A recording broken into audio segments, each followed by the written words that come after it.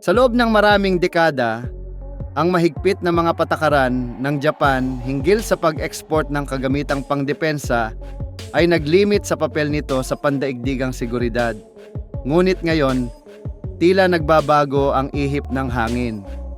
Sa isang programang ipinalabas ng NHK noong ika-26, nagbigay ng matapang na pahayag si Defense Minister Shinjiro Koizumi. Ayon sa kanya, dapat tayong magpatuloy sa pagtanggal ng kasalukuyang mga limitasyon sa pag-export ng depensang kagamitan.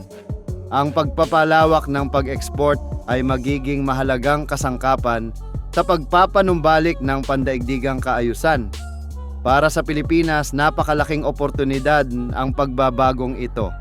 Sa loob ng maraming taon, nagpakita ng interes ang hukbong dagat at hukbong himpapawid ng Pilipinas, PAF, sa mga kagamitang gawa sa Japan, mula sa mga dating Abukuma-class destroyer escorts hanggang sa mga F-2 Viper Zero multi-role fighters na hango sa disenyo ng F-16 Fighting Falcon ng Estados Unidos.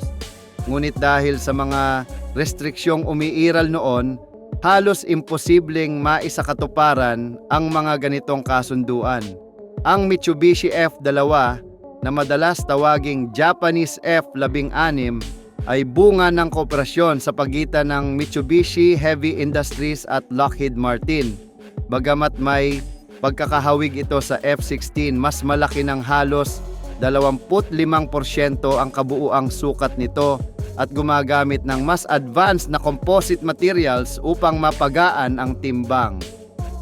Ang F-2 ay may kakayahang magdala ng mga precision-guided munitions, anti-ship missiles at air-to-air missiles na ginagawang perpektong platform para sa parehong air defense at maritime strike mission.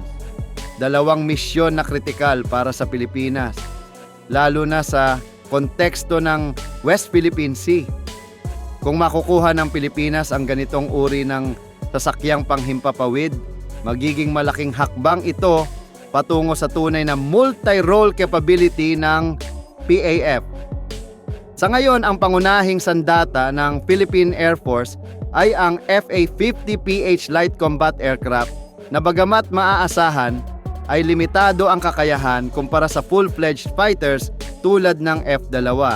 Ang pagkakaroon ng F-2 ay magbibigay sa Pilipinas ng mas malawak na range, mas mataas na payload capacity at mas advanced na radar systems tulad ng J/APG-1 Active Electronically Scanned Array AESA radar, ang unang ganitong uri sa mundo na ginamit sa isang operational fighter.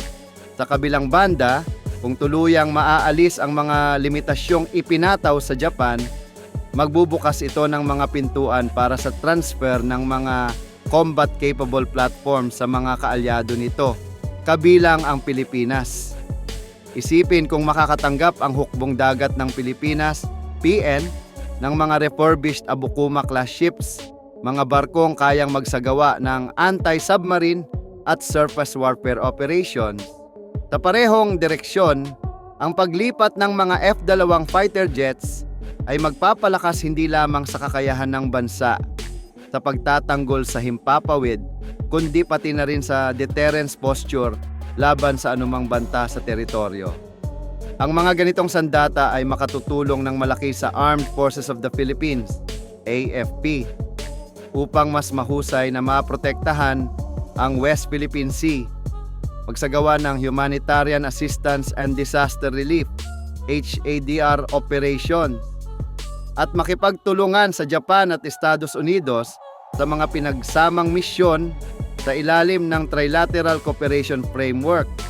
Bukod dito, magiging mas handa rin ang bansa sa pagtugon sa mga modernong banta tulad ng electronic warfare at precision strike scenarios. Kung mangyari ito, hindi lamang mapapabilis ang modernisasyon ng AFP, kundi mas lalalim din ang ugnayang pampanseguridad ng Manila at Tokyo. Para sa Japan, ang pag-export ng teknolohiyang pandepensa ay isang paraan upang magpalawak ng impluensya ng hindi sa pamamagitan ng agresyon, kundi sa pamamagitan ng kooperasyon, tiwala, at mutual capacity building. Para naman sa Pilipinas, ito ay isang gintong pagkakataon upang makakuha ng abot kaya, dekalidad at maaasahang kagamitan mula sa isang kaalyadong kilala sa disiplina, inobasyon at teknikal na kahusayan. Sa huli, ang pagbabago sa pulisya ng Japan hinggil sa defense exports ay nagbabadya ng isang bagong kabanata sa seguridad ng Asya. Isa itong hakbang patungo sa mas matibay na alyansa, mas balanseng kapangyarihan at mas matatag na rehiyon.